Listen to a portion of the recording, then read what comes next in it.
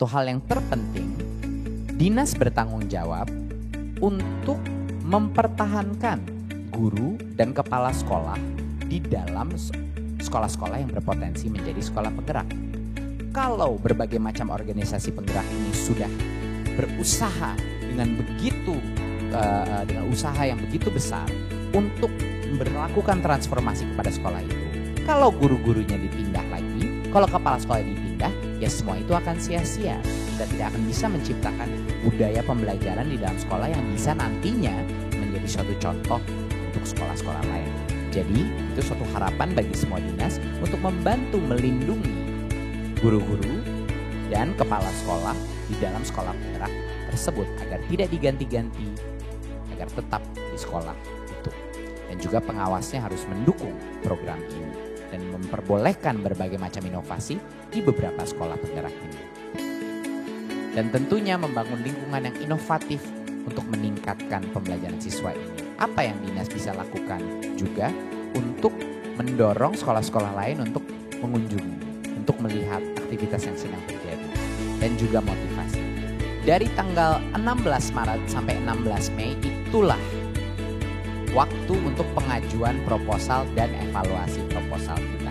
Hari ini kita melakukan forum organisasi penggerak. Sekali lagi mohon maaf kita tidak melakukannya secara langsung, tapi mulai dari 16 Maret sampai 16 Mei itu adalah pengajuan proposal dan evaluasi. Baru kita akan dari 16 Mei sampai 30 Juni melakukan berbagai macam proses verifikasi setelah itu. Seperti dilihat di sini ada websitenya sekolah.penggerak.kemdikbud.go.id, ya, sekali lagi sekolah.penggerak.kemdikbud.go.id untuk mencari informasinya mengenai kalender, schedule, dan requirement. Banyak sekali teman-teman yang menanyakan kepada kita, saya nggak punya organisasi, tapi saya ingin bantu.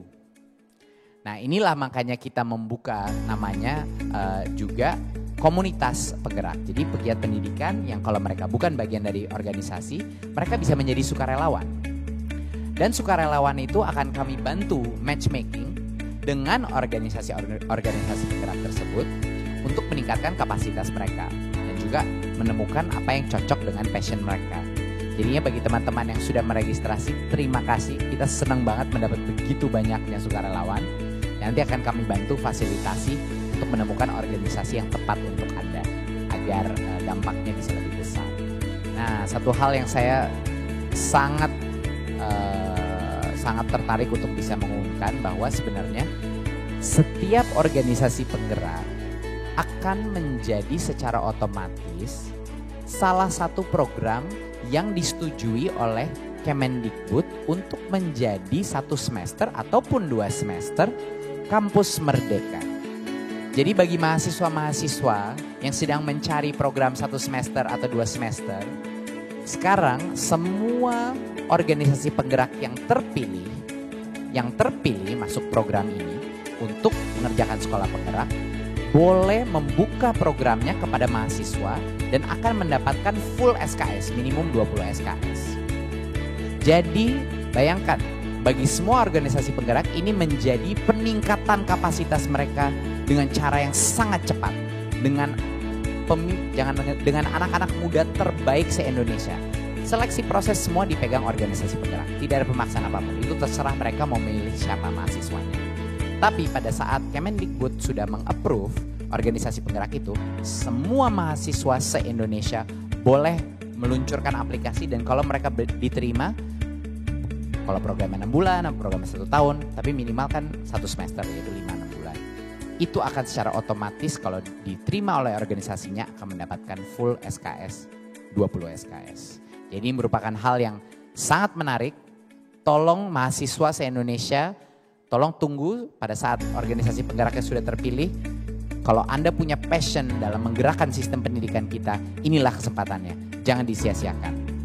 Bagi organisasi penggerak, jangan disia-siakan punya pemimpin-pemimpin muda terbaik di Indonesia membantu Anda meningkatkan kapasitas. Ini akan menjadi pemimpin pendidikan masa depan kita. Jangan disia-siakan, mohon segera diterima mahasiswa-mahasiswa terbaik kita. Organisasi penggerak ini akan disaring dengan suatu proses yang sangat ketat. Suatu proses di mana pemilihannya mulai dari registrasi, evaluasi proposalnya pun dilakukan tim independen. Ya, pemilihannya itu dilakukan oleh tim independen. Ya, di luar daripada kementerian. Dan semua kontrak dan pelatihan teknis akan dilakukan untuk memastikan organisasi-organisasi ini bisa menciptakan hasil dengan sukses. Dan tentunya implementasi dan pengawasan akan terus berjalan. Kita akan membutuhkan pelaporan yang ketat dan juga seperti tadi pengukuran dari hasil juga akan dilakukan secara standar. Ini sangat penting dan kami harus jujur, kalau organisasi itu terbukti setelah beberapa waktu untuk tidak menciptakan hasil, tentu pendanaannya akan di-stop. Kalau ada program yang ternyata menunjukkan bukti hasil yang sangat berdampak, sangat bermakna, lompatan hasil pembelajarannya maupun dari metrik-metrik yang kita ukur, itulah yang akan kita masukkan ke dalam pendanaan yang lebih besar untuk skala. Jadi ini adalah proses seleksi itu bukan pada saat penerima aja, tapi secara berkala akan dilakukan evaluasi, dan bagi yang udah nggak lolos lagi tidak dilanjutkan, bagi yang sangat baik akan dilanjutkan dan bahkan dikembangkan lagi. Jadi ini adalah proses yang organik dan dinamis.